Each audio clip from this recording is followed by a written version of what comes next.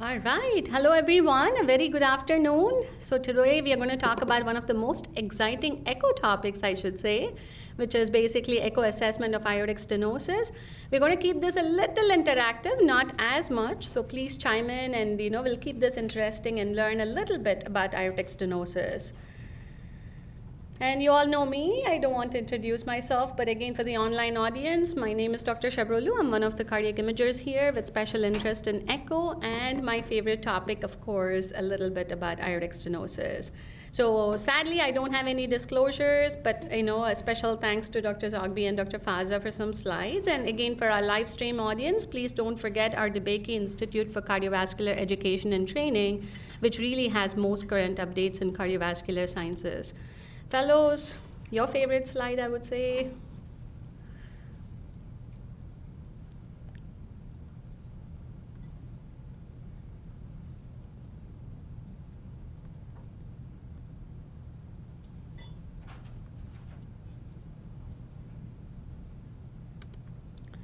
All right.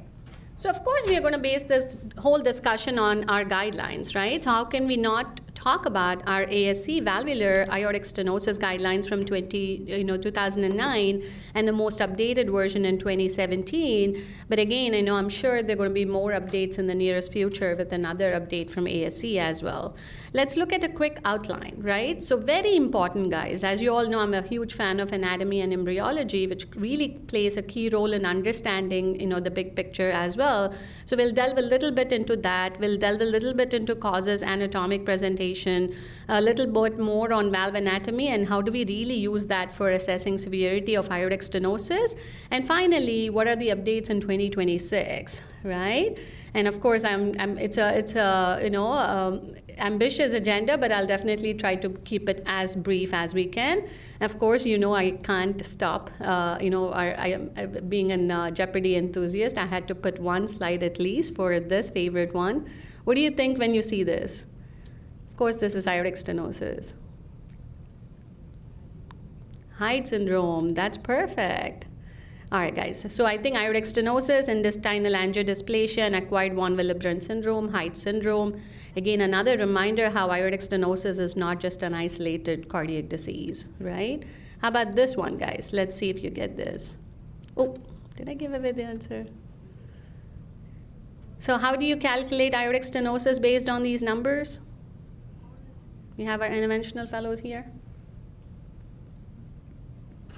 Right? I think all of you know this, right? There's something called the Haki formula, which is basically a simplified version of cardiac output divided by peak to peak LV to aortic gradient. And whenever they give you those odd numbers of 49, remember they're trying to get to a square root, right? Important to know, especially kind of to have a background understanding of the cath data. Don't forget that. I know it's been a while since we had updates on that side, but it's important to have that background data as well. All right, quick recap of aortic valve anatomy. Everybody in here knows in the room that aortic valve has 3 cusps named after the coronary artery origin, which is basically the right, left, and non-coronary cusp. But then this is my favorite slide, which I really want to show, which is the 3 layers of each cusp as well. Don't forget that, right? So we have the fibrosa, we have the spongiosa, and the ventricularis. Again, this whole understanding of the layers of the aortic valve is very important to understand the pathophysiology behind aortic stenosis, right? Which layer has, collagen, which layer has elastin, and what is actually being replaced by fibrosis and calcification is a key to understanding what's happening in 2026. And this one here, again, I'm sure you've all encountered this at least once in your life, especially when you see young pliable leaflets. You can see that central nodule of fibrous thickening, which is called the nodules of Arantii. I know you've heard about it, and now there's more data that if they actually hypertrophy, they cause aortic insufficiency. And finally, one word about aortic valve chordae, and I think all of us in this room have at least seen one case where you see that, they're being increasingly recognized to cause severe aortic insufficiency, especially when thickened, which causes the tenting of the valve and malcooptation. And we all have our own favorite bicuspid valves, unicuspid valves, all the umbrella of congenital valvular variants as well. So important to understand this, to understand, what is the pathophysiology behind everything. All right, let's do a small, quick survey here. All of you open the menti.com on your phones.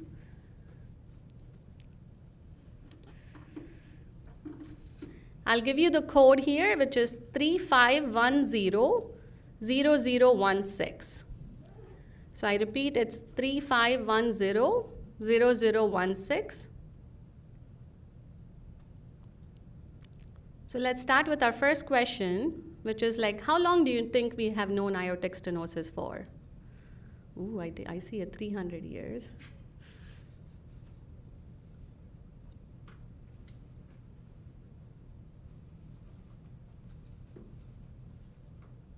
I think most of you are getting it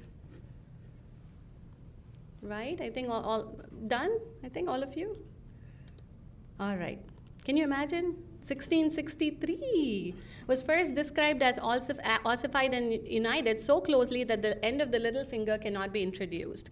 So, you can imagine. But why are we still talking about this in 2026, I should say? Most common valvular heart disease, most symptomatic valve disease, most treatable heart valve disease, and 20% of older Americans have aortic stenosis. And don't forget this evolution of aortic stenosis treatment, right? So from 1960s of caged ball valve prosthesis to, the first balloon valvuloplasty to the first TAVI, and now we have this, we have this in 2026, right? So I think this is one of the valvular lesions we have progressed quite a bit since the past 100 years.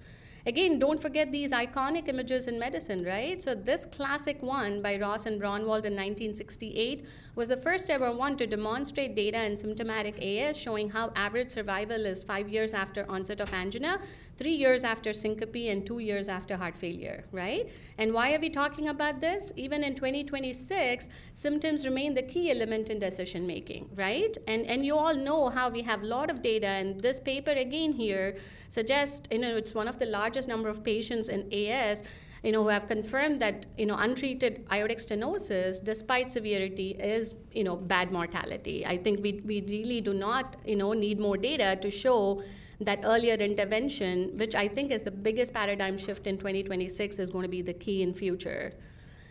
And this one here, I think we have reached this phase where we are not talking about isolated valvular stenosis, right? We have to look beyond the valve. And again, we really need to look into this amazing editorial by Dr. Little, which actually highlights the need to look beyond the valve. And we have now reached a phase where we are looking at cardiac damage into decision making and further prognostication, right? Why, when I mean by that, if you look at this staging, right? So every phase of LV involvement with LVH and diastolic dysfunction, and stage 2 where you have LA dilation and when you start seeing mitral regurgitation, and stage 3 is where pulmonary hypertension, and as you see, group 4 is actually when you have RV systolic dysfunction.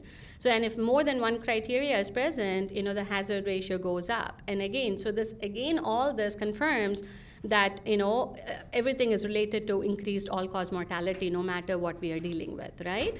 Let's talk a little bit about what's new in 2025 and 26, right? Again, we have to really talk about the pathophysiology, the imaging revolution which is happening right now, and a little bit about, what's new, causing the whole paradigm shift in aortic stenosis.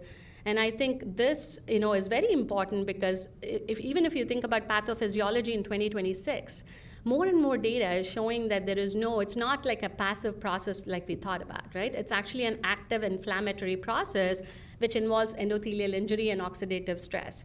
Amazing paper. It's one of the state-of-the-art reviews. Please, take a look if you did not. Really gives you an insight of how, calcification happens and how fibrosis happens and why is it important to think about oxidative level stress.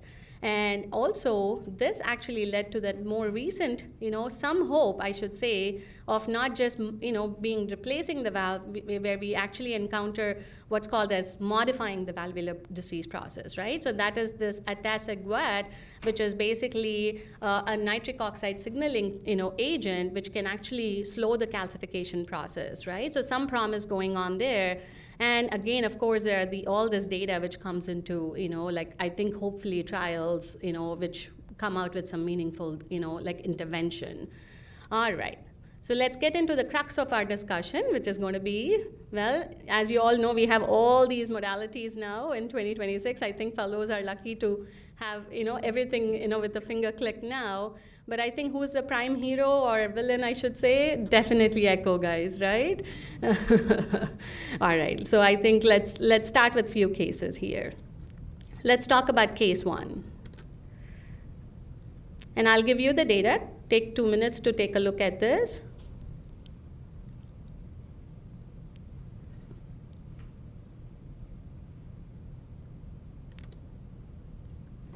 I think it's, pretty obvious. LVOT is 2.2. So you see the VTI data, valve area is 0.58, peak and mean gradients, right? What do you think, guys? I'm skipping the question part to save some time, right? All right, so pretty obvious in this case, right? You have all the data which points to severe aortic stenosis. What about this case? This, I want you to see if you can do this.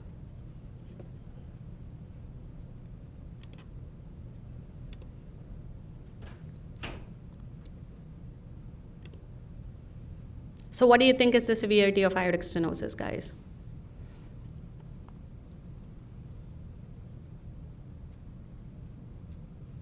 Do you need the number? You're probably in the menti.com one, right, already?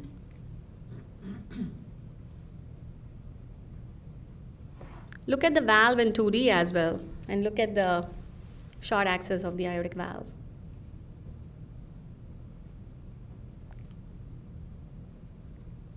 What do you think? What's that? Oh, sorry. 35100016.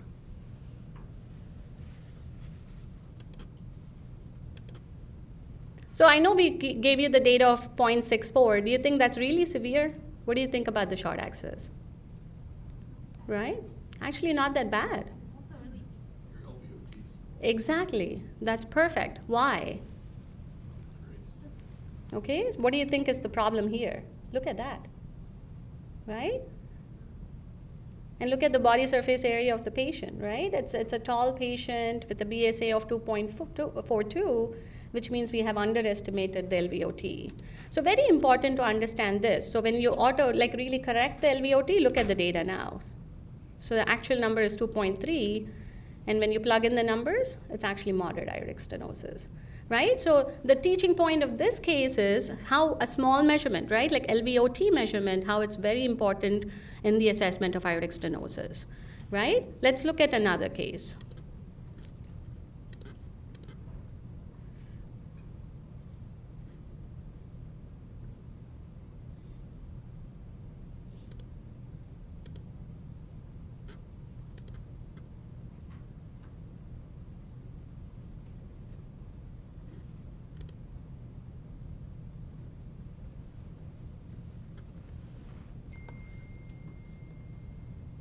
Look at the Doppler data before you, choose the answer.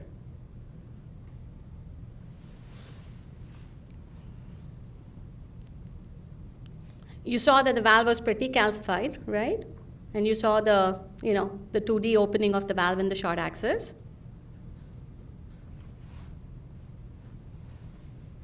I think it's pretty unanimous answer, right? I'm sure all the sonographers in the room, they know what's the problem with this echo, right? What's the problem, guys? This is actual Doppler data, right? So what was the problem with the previous slide we had? It was an incorrect Doppler data, right? It was a very poor signal, and as you saw, the peak was not defined, the envelope was not defined. So it's basically inadequate Doppler data. What do is you go back and scan from multiple views. Definitely we need better aligned Doppler, and if you actually capture the true velocity, it was actually almost 5 meters per second. So very important to understand how you want to analyze the valve, not in just with one criteria, but look at the big picture, right? And definitely use dedicated CW or the pencil or the PDOF probe, and particularly use suprasternal and right parasternal windows, when in doubt. So one question here for the fellows, remember guys, this is something you really want to, learn to interpret is, I know you always have the 2D picture before you actually analyze the Doppler itself, but you should be able to understand the Doppler without the 2D data as well, right? In simple terms, just based on the shape and the duration of the Doppler data, you should be able to say if it's aortic stenosis or mitral regurgitation or TR or HOCM for that matter. So of course, if they give you the 2D picture, take clues from that. Timing from the EKG, very important. It will help you differentiate if it's a systolic event or a diastolic event. Look at the inflow pattern and velocities. Guys, how do you know that? Tell me that. Right? If you look at on top of the above the baseline, right? And if you look at the velocities on top of the baseline, right? Usually mitral velocities are higher than tricuspid, right? Because tricuspid annulus is much bigger. So your inflow velocities are not going to be more than 1. So if you see that the inflow is more than 1, they are likely pointing to mitral, data, right? So very important to analyze that. What about the duration of the flow? Is that important? Look at that. So holosystolic flow versus is it happening only during the systolic ejection flow period, right? So very important to see the onset of the flow in relation to the timing of the EKG. And of course, you look for opening and closing clicks in prosthetic valves, right? Like when you have a mechanical valve, you can clearly see the prosthetic clicks. And finally, look at the peak velocity. Does it make physiological sense, right? So if you see a 7 meter per second jet, it's not, it's not aortic jet, right? So something like that, you want to be knowledgeable about that too. And finally, of course, shape of the jet gives you a clue, right? Like in that HOCM, that late peaking jet in itself and the dagger shape, like we call it, very classic in patients who have HOCM. All right, let's get into our discussion of aortic stenosis here though. So of course it's a lot you can get from an echo itself, but I think we need to know what is more important, right? And what are the big things we need to use in the analysis of aortic stenosis. Let's start with basic stuff, right? Valve anatomy. You can clearly look at the valve on an echo, and you can clearly look at the LV function and look for associated abnormalities. So of course we have to start with the classic paper by none other than Dr. Zogby and Dr. Q, which actually demonstrated the key concept of continuity equation, right? It's actually based on principle of conservation of mass, and as we all know, it's very dependent on this measurement, which is what, guys? The LVOT, right? So remember, one point on this one is it's also squared. So one error in this, you're squaring the whole calculation. So very important to know, like look at the mid-systole, look at, as close as you can and measure within 0.5 to 1 centimeter to the valve orifice. And remember, it's an elliptical number you're measuring, in 2D. And what else is important, guys? This one, where are you getting the sample volume from, right? Like, of course, when you're doing, I'm sure, we have to thank every sonographer in the room for what they do, but very important to, put the sample volume in the proper location. So, and also remember, you don't want to go too into the LVOT where you have flow acceleration, or you don't want it to be too proximal where you're underestimating the velocity. So you want to look for that laminar flow and really measure that peak modal velocity. What about this one, guys? Again, anatomical assessment, we all have been trained in doing planimetry too if it's really a good one, but we all know of the valvular calcification, thickening and all that limits actually the actual assessment of the valve area itself. And also, remember, you can't always see the minimal orifice, right? Like when you're cutting, it depends on the plane where you're cutting, so don't always rely on that is the key, right? And what else is important, guys? What about variance, right? This is when you want to say, hey, what about bicuspid valves? What about quadricuspid valves? Because, it's a totally different, analysis pathway we use when it's a congenital, variant of, the normal valve. So again, we don't want to delve into the details. Aortic bicuspid valve in itself deserves a separate lecture, but I feel it, it's also important to know how its valvular anatomy is different. The whole valvular and aortic cuspal anatomy is very different in bicuspid valve. All right, what about these? Right? Again, these are, we don't want to talk about these in this lecture given the time, but very different, and difficult to analyze aortic stenosis in the settings of HOCM or subaortic membranes, because you're going to have, concomitant Doppler, information from these processes which can affect our calculation. Let's get into this one. right? The main characteristics. So we also have to really look into the basic grading criteria we use. But one point I really want to make, and I think every one of us really don't pay attention, is if you look at the guidelines too, they suggest please make these measurements when the patient is normotensive, right? Because what happens when you do the same data when the patient's blood pressure is super high, what happens, guys? Your afterload is going to be high, so your forward stroke volume is going to be lower, right?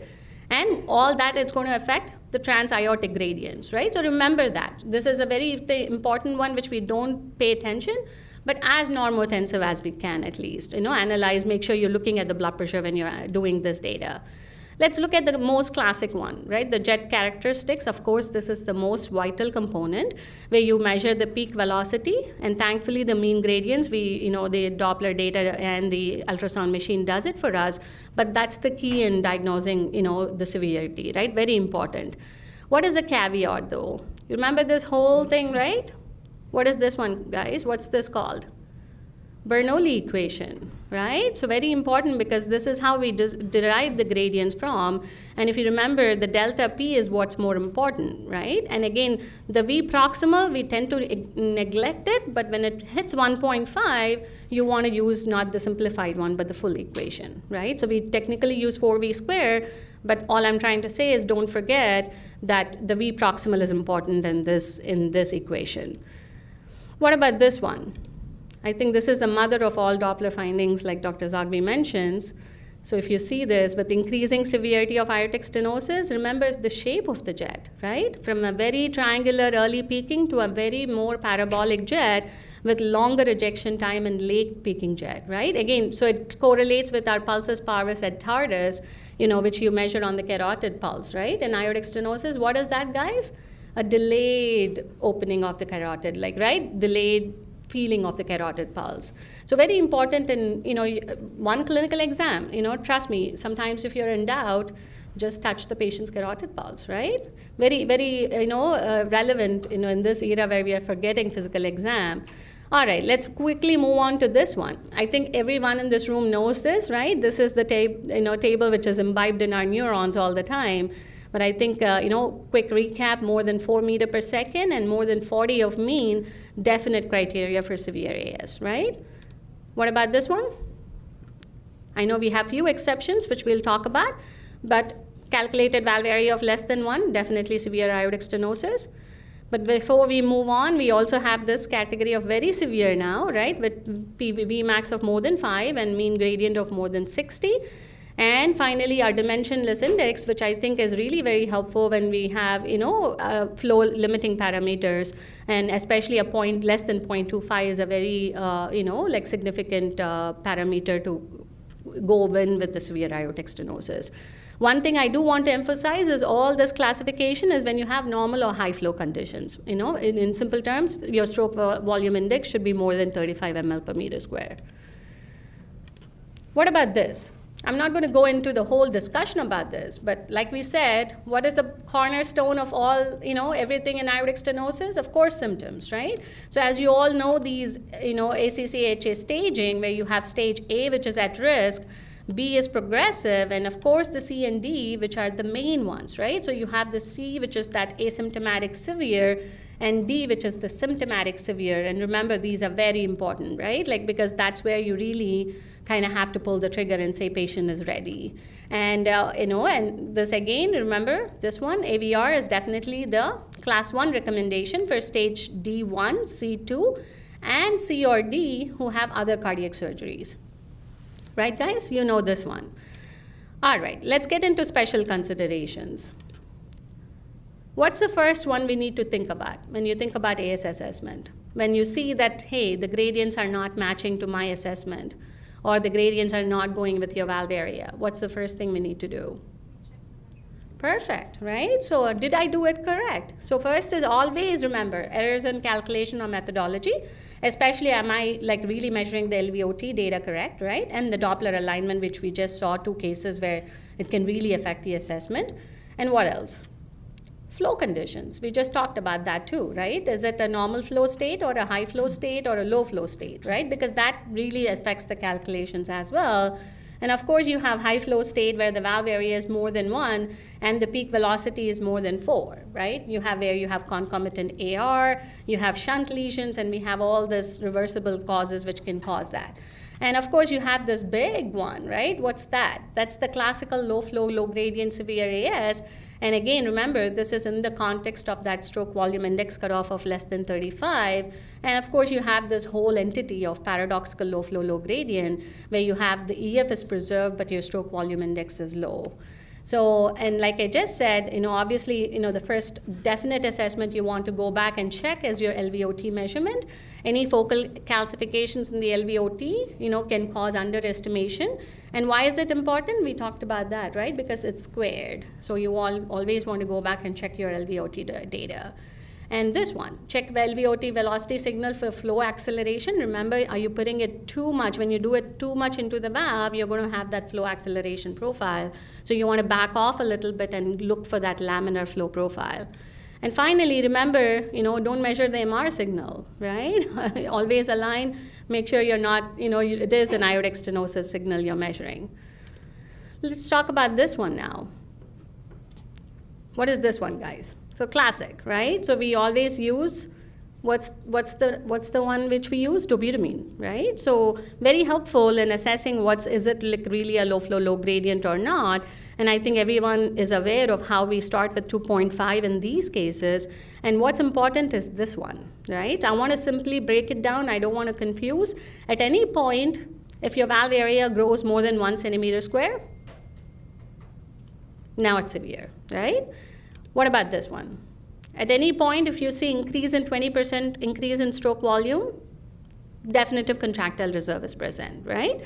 So I'm trying to break it down so it's easy. So look for the contractile reserve, look for the valve area. Now look at this. So you see more than increase in 20%, and now at the mean or a gradient is more than 40 or the peak velocity is more than 4 at any point, severe stenosis, right? And finally, you have this one where hey, absence of contractile reserve, right? Like that is a high surgical mortality and poor long-term outcome, although valve replacement can improve LV function and outcome even in this group, right? So very important to understand that. Now let's take a look at this example, guys. We have an 87-year-old male with CAD, status post-CABG, aortic stenosis, systolic heart failure with EF of 34% with some comorbidities, and look at the hemodynamic data there. And this is the numbers. So let's see what we do. So obviously you see that, right? So you see a valve area of 0.7, but our peak is basically 2.7, right? So now let's see what happens if this patient goes through a DSE. That's your baseline. This is your peak. Do you see any difference? I'll give you the numbers. Little marginal improvement, right? But not dramatic. Let's look at the flow data now. So LVOT has increased from 16 to 23. Stroke volume has increased from 45 to 66. And look at the peak velocity. Did we hit 4? Yes. And we have a valve area of 0.8. So what does this suggest? Perfect, guys, right? So low flow, low gradient, right? So you just have to really increase the flow condition, right? Like the flow state to exactly get what's the data. Now look at this one, scenario 2. We have LVOT VTI, which went up from 12 to 20. The peak velocity went up from 2.7 to 3. And the valve area is now up to 1.4. Pseudo-severe, right? All right, let's move on to our I should say one of my favorites because it just gives you a broader perspective in the whole kind of assessment of aortic stenosis, which is basically low flow, low gradient AS and normal EF. Again, I think we should describe it as a conundrum. Like you see, there are so many, examples of like why you can have a low flow state. And I think it is very important to look at this editorial by Dr. Zogby, which really gives us analysis of how, everything matters, right? Smaller ventricle, smaller flow state, or is it pronounced concentric remodeling or mitral regurgitation, right, guys? Because what happens in my MR? The flow is going in the other way, right? So there is no forward flow because you have significant MR. So you need to remember that when you're analyzing AS in the context of MR. So very important read. So I highly suggest, but I love this, trust but verify, right? All right, let's look at this case example where we have a 90-year-old female, very classic, right? Look at the ventricle. How is the ventricle looking? Very small, right? And look at like how the valve is looking pretty thickened and calcified. You have a peak velocity of 3.5, right? We look at the stroke volume, it's 31, right? So very classic example of the paradoxical one we saw. So what do we do in these cases? Always remember, look at your data one more time. Are we really correctly calculating the LVOT and the data? And are we excluding the high flow status, right? And finally, look at this one, guys. Is it really reversible or non-reversible, right? There are so many times we have seen where patient actually has completely normal numbers in the morning and the evening your numbers are high. What happened to the patient in between? A huge GI bleed, right? With anemia, now the hemoglobin is like 5. So your data, depends on that. So remember to analyze that as well when you're thinking about aortic stenosis. And what's this one, guys? So again, we just went over all this, but ultimately what we need to remember is this one, right? So you go through DOESC and you have flow reserve or no flow reserve. And obviously we tap our multi-modality colleagues at that point with some calcium score if we don't have enough data.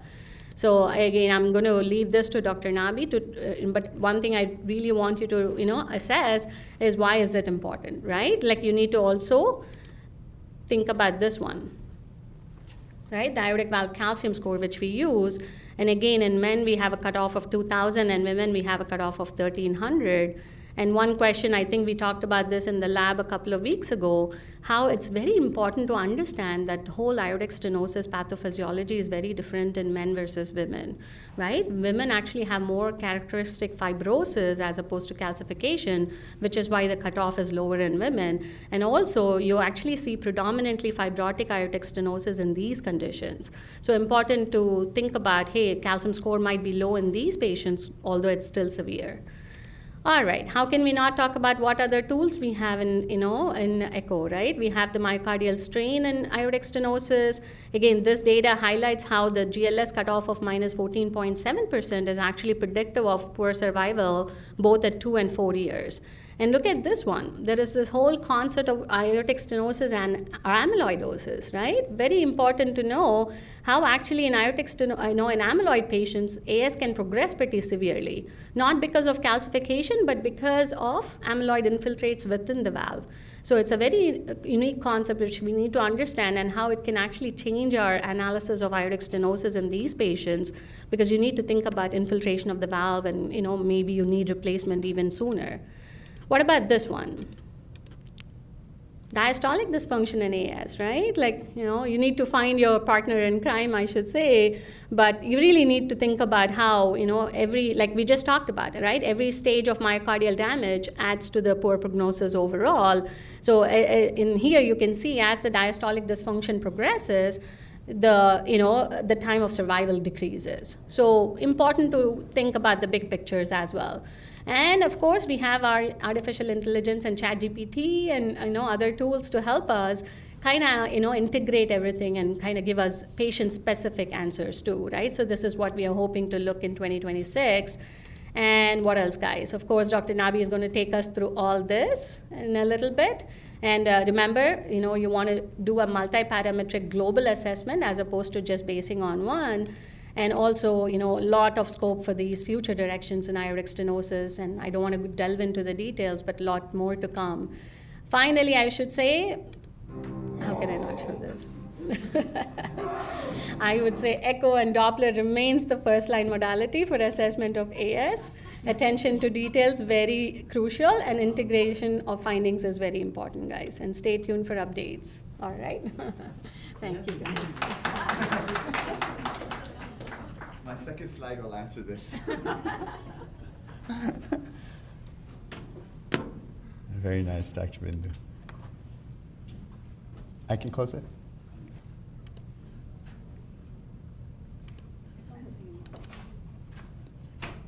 Okay, so I will get going. I have a lot of slides, and I'll hit the highlights. 20 minutes for him because there's nothing in, right?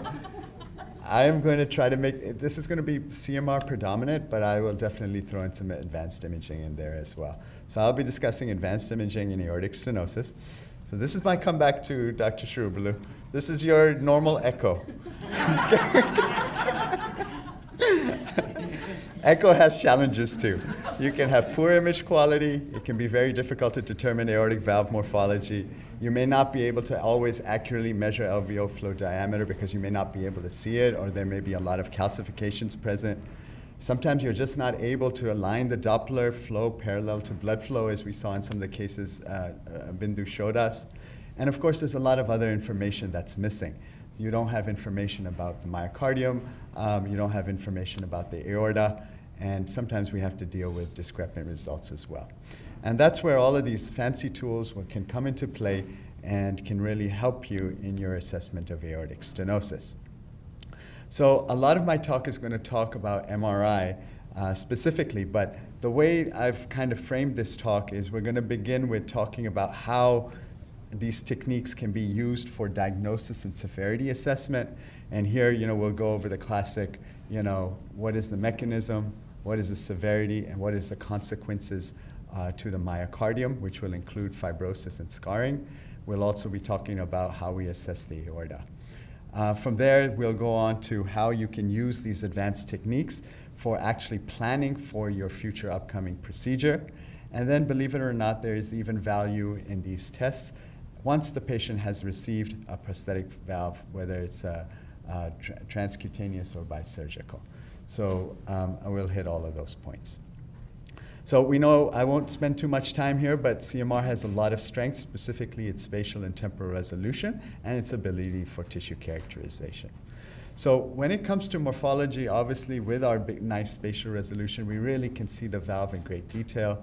Here are different types of valves on the screen for you to look at, and we really don't have much difficulty identifying what type of morphology of valve we're dealing with. When it comes to actually determining the severity, we are doing direct planimetry of the valve. The way we do this is we create a short axis en-face view of the valve. This is done by taking two long axis views and creating a double oblique. We usually create a stack across the leaflet tips, and then it's as simple as measuring what you believe is where you are at the leaflet tips, and really the smallest maximal systolic opening at the leaflet tips is your definition of what the valve area is. Now you may be wondering, how does this planimetered valve area, or another word for it, anatomic orifice area, compares to what other techniques? And if other anatomical techniques such as TEE and CT, it has been shown that CMR correlates very highly with all of these. Now, how does it correlate with what happens in the echo lab? In the echo lab, they're looking at a physiological valve area. And so studies have shown, and this is just a meta-analysis of those, that in general, planimetry is about 10% larger than the estimated orifice area by echo. Now, why did I mention that? So the reason I mentioned that is that if in the lab you see a CMR report and where we say the valve area is less than 1, this is a very, very strong argument that by planimetry that your effective orifice area will be much smaller than that, and that this suggests severe aortic stenosis. So that's one important point to keep in back of your mind. Now, CT is no different. I have to throw in the CT slides. When it comes to determining valve area, we do exactly the same things we do in CMR. Here you can see on the the long axis views, I'm creating a double oblique of the aortic valve and right at the leaflet tips, and then we're planimetering inside the edges. Now, give me some examples where this can be very helpful. So if you have a case just like this, what you're seeing on the screen, hopefully y'all have very quickly identified this probably looks like hypertrophic cardiomyopathy with asymmetrical hypertrophy. You can see flow acceleration both in the LV outflow tract as well as at the level of the aortic valve. And as a result of the SAM, you're also seeing mitral regurgitation. By echocardiography, this can be very difficult to figure out. And the reason is because for the continuity equation, you need to use a TVI in the LVOT. Well, here, you know the TVI will be artificially increased by the flow acceleration. So you could very easily underestimate the valve area. So it can be very challenging. And by echo, you know, if you can see the pulmonic valve, that's how you would go around doing this. But with CMR, it's very easy. I just planimeter the valve. So this is for, you know, so please do keep in mind patients who have aortic stenosis and HCM.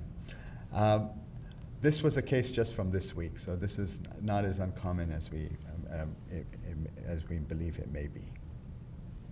So what about velocities? What else? How else do I assess the severity of a valve? So just like a couple of things I have to teach you with CMR, we also have our Doppler equivalent, where we can look at blood flow velocities. Instead of color, we have black and white. Instead of us having to be parallel with the flow of blood, we have to be perpendicular to the flow of blood. So if I have an aortic stenosis jet, which is this dephasing of protons that you see as the flow of velocity of blood leaves the aortic valve, I can create a double oblique at that point of maximal color change. I can create a short axis view, so now that puts me perpendicular to the flow of blood, and I can actually measure the velocities at that location. And we do this by assigning what's called a venk, where I have to tell the computer that, you know, this is the maximal velocity that I want you to look for. So in this example, if you can look at 3.75, there's what we call our equivalent of aliasing. You can see both black and white speckles at the aortic orifice. So that tells you whenever you have assigned a venk velocity, that's the maximal velocity the computer can resolve. And if you see aliasing in that image, that means the velocity is higher. So then what we go in and encode into the computer, say, okay, now the maximal velocity you can see is 4 meters per second. And we did that progressively until you see velocities where there's nice laminar flow. And here it was determined that the velocity was 4.25 meters per second. This is the same case as the patient who had the valve area less than 1. So both of these were very congruent with each other. Now, a couple of things I should tell you is that it has been compared to Doppler, of course, and has shown very good agreement. But in general, by CMR, we do underestimate velocities. And there's a lot of reasons for this. You know, it could be that you're not perfectly perpendicular to flow. We have a certain slice thickness, and in that slice thickness, you get a lot of partial averaging. You may get some signal loss from some turbulent jets. But what I am trying to say is if I report out a velocity greater than 4, you can be very sure that, you know, this is, again, a very strong argument in the favor of severe aortic stenosis. Now, some of the upcoming things with CMR is 4D flow. This has been shown to be more accurate than 2D phase contrast CMR, and a lot of sites may be using this, although, of course, it's a lot more computer intensive. Now, one interesting thing that I just recently saw in the literature, and just out of curiosity, and we're not using this readily in the lab, but maybe our CMR fellows there will find this interesting, was they actually looked at the intensity of the signal of the LV compared to the aorta. And what they noticed was in cases with severe aortic stenosis, you actually had intensities in the aorta that were less than the LV. And anything here, less than 0.58, a ratio, had a very high sensitivity and specificity for diagnosing severe AS. And just showing you that, you know, I think the obvious explanation is there's a lot of dephasing of protons going on. So this is the next challenging case where CMR could be very helpful, is in cases where you have aortic stenosis and mitral regurgitation. As you know, with with echo, you may have loss of forward flow because of the mitral regurgitation, and therefore may underestimate the severity of your AS. And this is, again, where CMR can be very helpful, again, because simply we just planimeter the valve opening, and then we have our equations that y'all are familiar with in order to calculate the severity of MR. Another challenging case in echo that is if you have both AS and AI, As you know, the AI will lead to increase of velocities across the stenotic valve, and therefore you may have a discrepancy between your mean gradients and your valve area. So it requires a little bit of knowledge in how to interpret that. Of course, again, with CMR, because of the planimetry issue, we know exactly what the valve area is, and we're able to simply create a slice location at the STJ and measure how much flow actually just flows back into the left ventricle to calculate our aortic insufficiency. When it comes to consequences of the aortic stenosis on the myocardium, as you know, both for function, volumes, and mass, CMR is the gold standard. But what's important is what insights CMR has shown. There are 6 different ways that the heart can remodel in accordance to aortic stenosis. I think y'all are all familiar with the usual ones: concentric remodeling, concentric hypertrophy. Then we have the eccentric dilation that eventually becomes LV decompensation. But one of the things I'd like to point out is that in this cohort, a good amount of patients have asymmetric hypertrophy. And that's why, whenever you see asymmetric hypertrophy, always look for phenocopies think about other disease states that cause asymmetry. Aortic stenosis is definitely one of them. So, and why this is important, that asymmetrical wall thickening, at least in this paper, has been associated with worse adverse outcomes. Sex does play a difference, as Dr. Cherulu had mentioned. In men tend to do a lot of concentric remodeling, and they tend to scar their ventricles. Women tend to have more concentric remodeling and are less likely to develop fibrosis. And as also Dr. Cherulu mentioned, when it comes to assessing the consequences to the heart, we also can look at the same this whole, it's a global disease. It can affect all the different chambers of the heart. As more and more of the heart is involved, your prognosis progressively worsens. Now, when it comes to actual, one of the beauties about CMR is we can actually investigate the myocardium, the tissue structure. And as you know, as you have more and more fibrosis in the heart, this is associated with worse survival. And isn't it great that we have a non-invasive technique that allows you to see both not only replacement fibrosis, but also interstitial fibrosis? And studies have shown that if you look at hearts that have severe aortic stenosis, you can find scar in these hearts. And this is just an example, if you can see in C, D, E, and F, of different patients who have aortic stenosis who have this patchy mid-wall kind of LGE. And why this is important is because in this study, they looked at patients who had scar and compared them to those who did not have scar. And what they showed was those patients who have scarred tended to be much sicker hearts.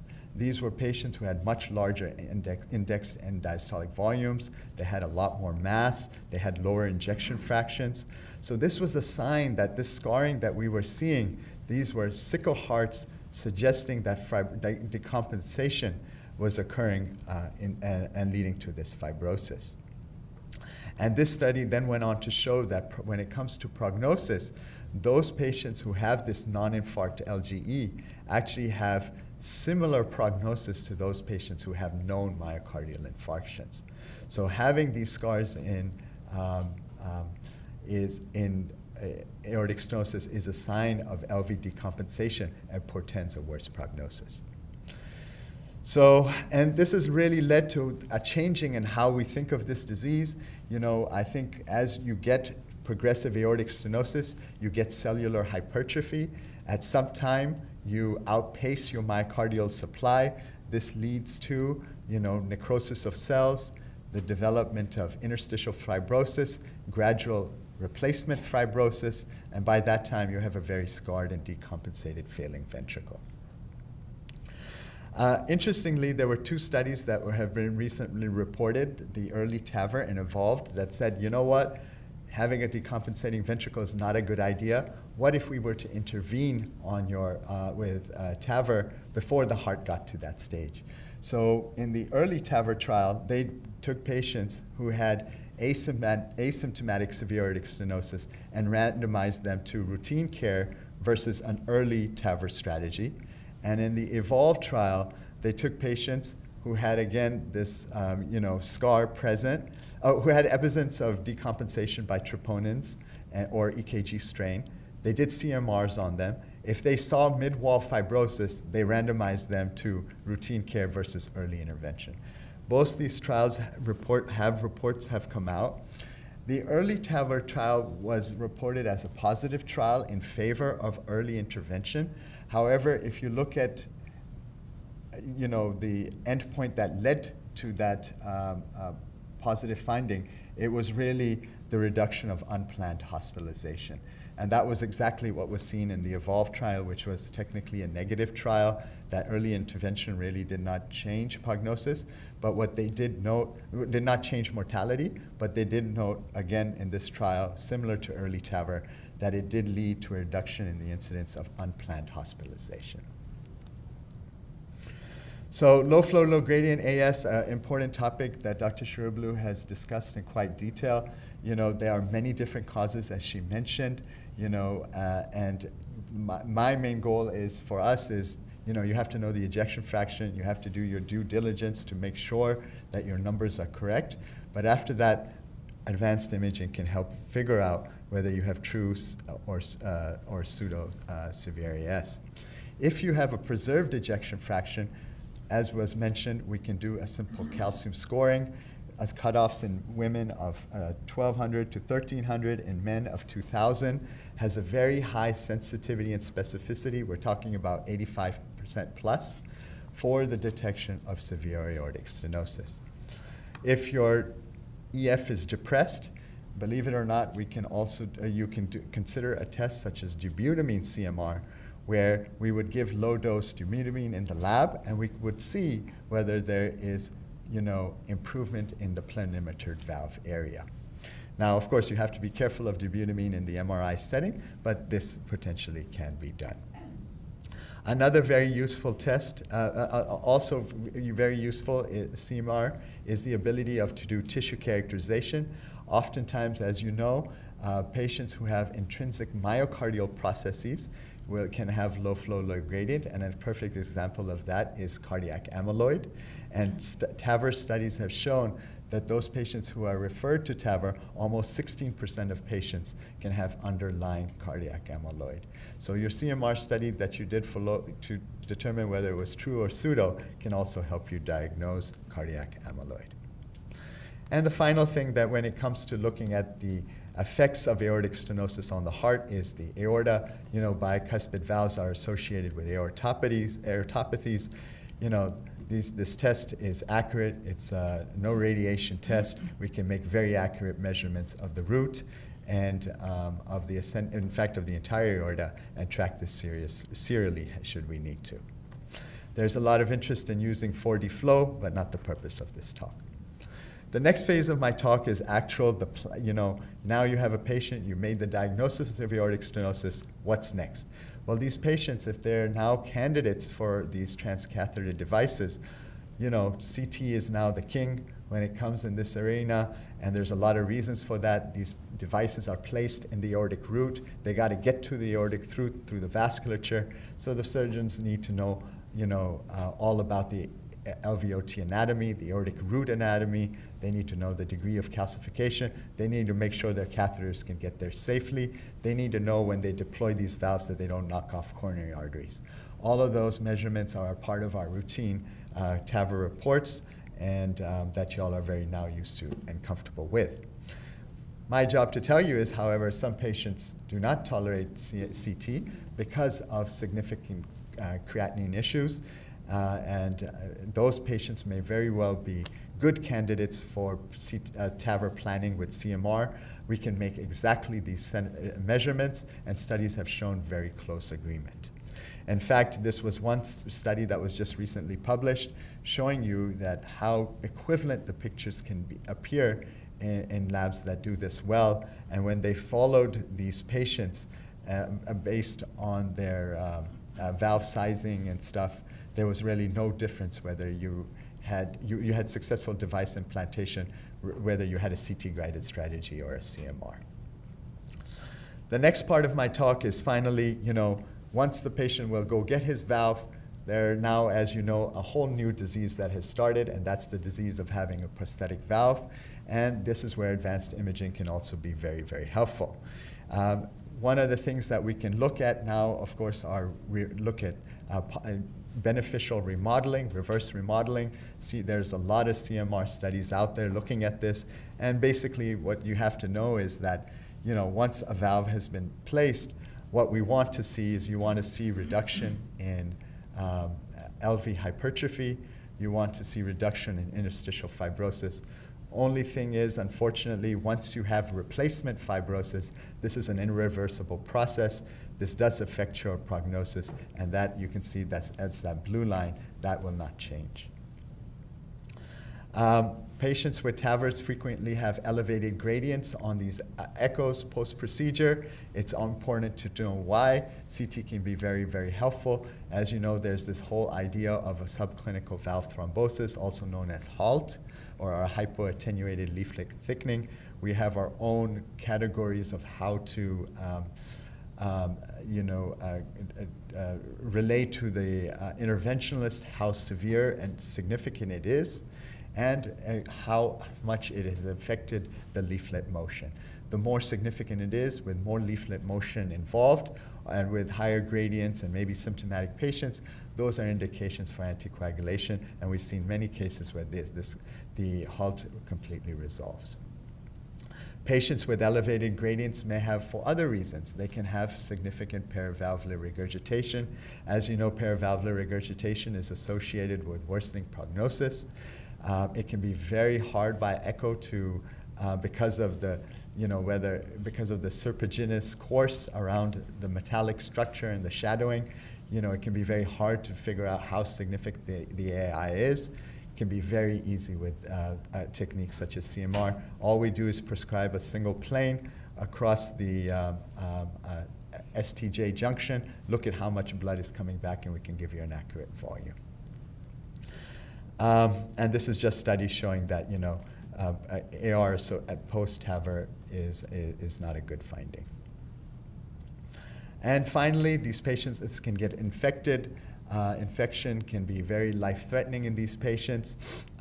Sometimes, we want to, of course, TEE, echo, our first-line test for identifying very high, small moving objects. But sometimes, with prosthetic valves, because of shadowing issues or whatever the clinical scenario is, you need to make sure for sure. We have techniques such as PET here, where you can not only see evidence of inflammation at the valve, you can see where else that you may have sent infective thrombi. With these techniques, both with CT and CMR, we can look for complications of endocarditis, and these are just 4 examples that we see every day in our lab with them as well. So I hope I've given you a full rundown of how you can use these advanced imaging techniques with aortic stenosis, not only for diagnosing and seeing its consequence on the valve and the myocardium, but then how we can use these techniques before they go on for procedures, and how we can use these techniques once they've had their intervention as well.